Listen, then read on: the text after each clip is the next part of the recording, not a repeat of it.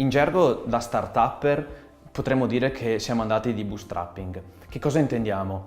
Ci siamo autofinanziati. La realtà è che a 22 anni non abbiamo avuto la possibilità di metterci via abbastanza soldi dai lavori precedenti e non avevamo nessun interesse di chiedere un finanziamento a dei finanziatori oppure al friends and family, quindi i nostri genitori o amici.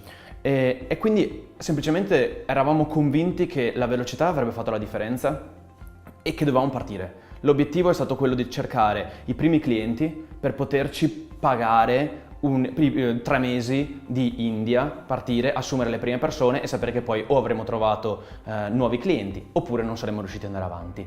Siamo quindi partiti con i primi 10.000 euro di contratti firmati e abbiamo cominciato ad assumere, abbiamo cominciato a prendere l'ufficio, abbiamo fatto i primi colloqui e abbiamo iniziato. Poi c'è stata la fortuna per cui dei clienti più grossi ci hanno contattato, era interessante la nostra storia, che i ragazzini che partivano andavano in India e portavano l'innovazione da una parte all'altra del mondo e hanno cominciato a darci sempre più fiducia. Quindi tecnicamente, ma quello che dico spesso a tutti quelli che vogliono fare azienda è che i soldi potenzialmente sono il problema minore ed è molto più importante capire dove uno vuole andare e qual è la vision per cui tu cerchi dei soldi o investi i tuoi. E poi la realtà è che buona parte delle volte chi vuole fare azienda non andrebbe mai in banca o non userebbe mai i soldi propri. Cerca sempre soldi da terze parti.